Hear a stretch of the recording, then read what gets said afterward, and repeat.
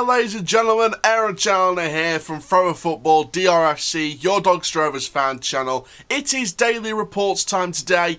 We're going to be previewing the Sheffield United game later on, but for this daily reports, we're going to look at a setback in the hunt for a new goalkeeper. We're going to look at other recruitment news over the last 48 hours. We're also going to have a look at another story as well, which will be very exciting, so stay tuned for that one. But before we get started, please like, comment, subscribe, click the notification bell so you never miss another video, and let's get straight into this one. So, we have to start with the latest news, and that is the setback in the hunt for a goalkeeper. So this story is from the Free Press, and it reads as follows. Doncaster Free Press are reporting that Doncaster Rovers have suffered a setback in an attempt to bring in a goalkeeper. They have been given the green light to sign a goalkeeper on loan by the coaching staff at a Premier League club and had hoped to complete the deal this week. But the hierarchy of the club in question has selected an alternative option for the young goalkeeper heading into the new season. The change in circumstances put Rovers' recruitment team back to square one in their bid to acquire a keeper to compete with Lewis Jones this term. With funds limited at the present time, exploratory talks are now required with unearth an option that will suit Rovers' needs. The club do not wish to enter into an agreement that includes severe financial penalties should the keeper not play, as Jones will be given every opportunity to secure the starting spot during the coming campaign. We are going to go on about other recruitment stuff just a little bit later, but that's just on the goalkeeper situation. So we've got this setback, the keeper chose an alternative option. Obviously there's no names mentioned, but I can probably connect the dots here and say it's probably likely that our goalkeeper was probably going to be Jamie Cumming from Chelsea. Obviously that is not completely true and confirmed by the club. That's not confirmed by any news source, but I'm just sort of joining the dots myself here and thinking it's probably Jamie Cummings, because I've got Jamie Cummings. Obviously it was announced as Gillingham's new signing just a day or two ago, so you know, obviously that must have been the setback in my opinion. It could have been someone else. I don't know much about other goalkeeper signings on loan from the Premier League to lower league clubs, but I think Cumming was the only one on the day. So it's sort of, and since this article came out the day after, you know, Cumming was announced from Gillingham, it's sort of joined two and two together, and I sort of got that kind of 2+2 answer. So in my opinion, I think it was going to be Jamie Cumming, but obviously he's gone with Gillingham. The alternative option is now Gillingham with him. So you know, they've brought him into Gillingham. We'll see what he does there. But I've got no, you know, doubt or worry or anything like that. They're not going to have a plan B, and they're not going to choose a brilliant plan B. You know, whatever that plan B is, I've got every hope and possibility they're going to go with a great plan B. You know, I'm sure plan B will be just as good as plan A. I do trust the club to go with the right plan. You know, maybe this was a blessing in disguise in a way, and I put this on Twitter as well. Maybe this was a blessing in disguise in my opinion. So overall, I don't think we should worry about this too much, but Jamie Cumming does look good. In terms of how great he looks on the pitch. You know, he was great in his loan spell at Stevenage last season, so I think he deserved the step up to League One this season for the performances he put in for Stevenage last season. So, you know, I think that's a perfect move for Gillingham. He's going to be sort of competing with Aaron Chapman, which is another new signing for Gillingham this season. So he's going to compete for that #1 spot for Steve Evans' club. So I wish him luck at Gillingham. So if it is Jamie Cumming confirmed that was going to be the goalkeeper, but now the setback is Jamie Cumming, then fair play. But like I said, I've got every confidence they've got a plan B, an alternative in mind, and several alternatives. So I don't think fans should be too worried, because we've got every chance for a right spot on so far, so I can't think we're going to make any mistakes. So I think we should be just keeping a nice positive head and just see where this takes us. But in terms of other recruitment, again, the Free Press stated this particular story, and it was talking about other recruitment. So in terms of other stories, this came from the original article the day before, the setback in the goalkeeper. This was sort of written and published during when we were going to sign the goalkeeper, whether it was Jamie Cumming or not. And basically, there's understandings that the keeper would have used up the last of the available funds, along with a contract offered to trialist Aidan Barlow. I'll speak more about that in a little bit. If further additions are to be made, it will be required contracted players to be moved on in order to free up funds. Now, also with that, despite this, the boss Richie Wellens is hopeful of working out an agreement with at least one more of the trialists that have been training with the club.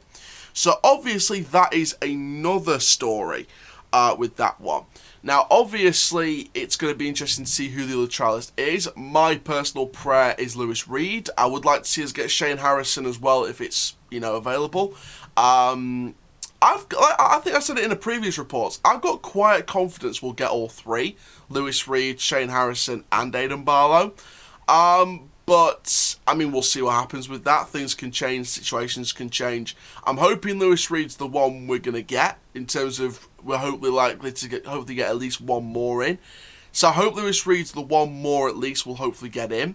I'd love to get Shane Harrison as well. But obviously don't forget, there is a couple of trialists out there that I think would be great signings if they keep training with us over these next two pre-season matches.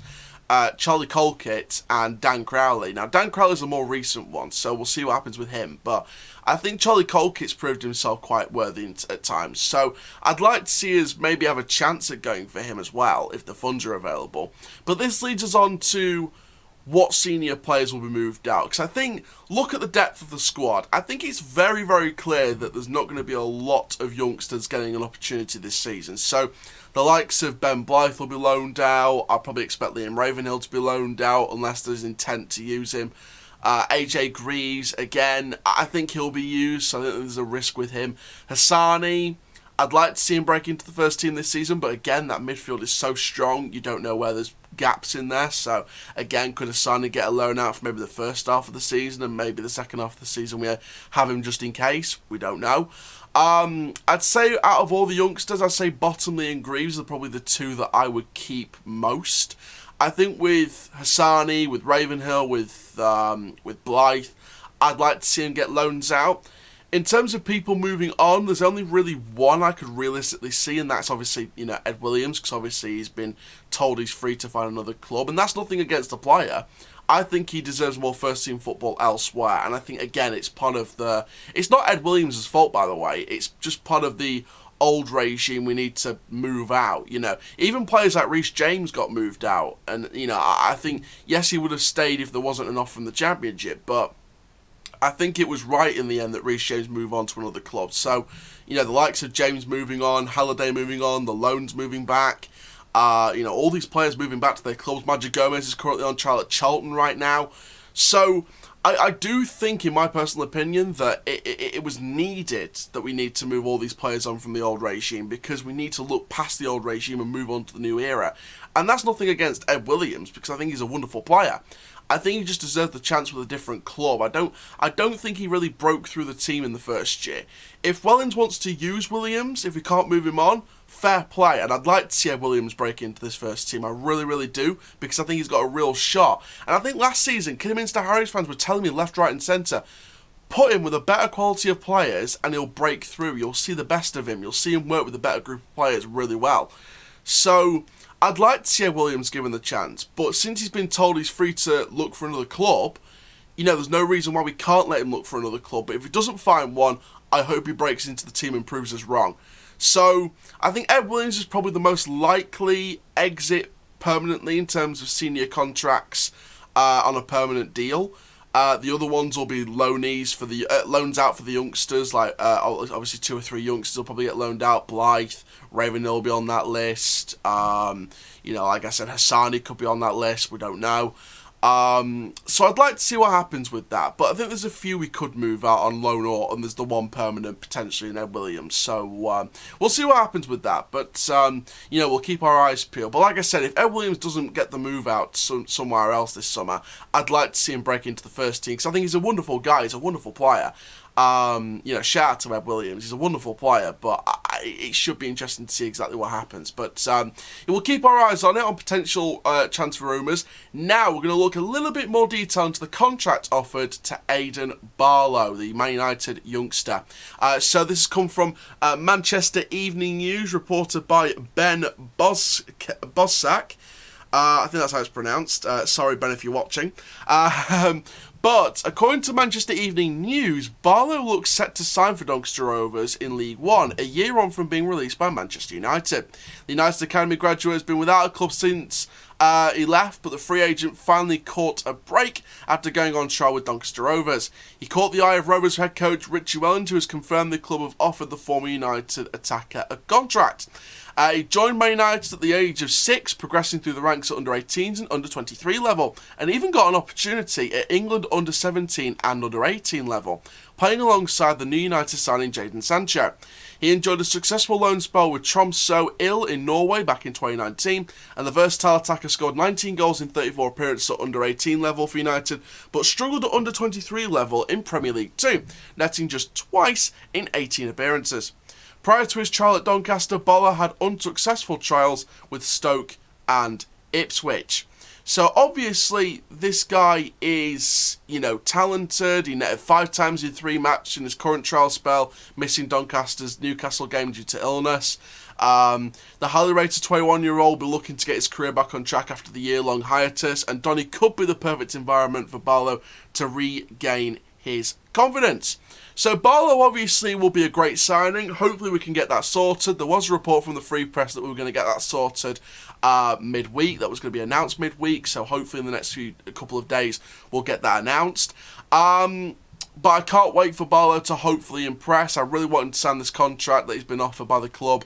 I really want him to be at the club. I really want him to shine at the club because he's shined in pre-season. So I think we've got a real gem on our hands here, and perfect for those winger positions with Taylor being injured, Fajiri Okunabiri, who can play striker and winger, still being injured, with Hawula just coming in. We're going to need new wingers, and I think Barlow will fit the bill perfectly along with Shane Harrison for now on trial at least. So hopefully we'll get him signed as well. But for now at least, Barlow hopefully will sign, fingers crossed. And I'd like to see him given a chance. He's still young, still got time to develop, still got a lot of experience to gain. It was like the Kilo, wasn't it? It was like the Kilo a year or two when we sort of brought him in the first time round on loan from Crystal Palace and then brought him in permanently last season. I think that Barlow's, like the Kilo, still young, still got time to learn, still got time to develop. So fingers crossed we'll develop him to the best of our ability. Final story, a little bit of an injury update via the Free Press in the last 24 hours. Fajiri Okunabiri will sit out tomorrow's friendly against Sheffield United, working his way back to fitness. He was among the majority of players due to the COVID-19 case in the group. He was one of the players self-isolating.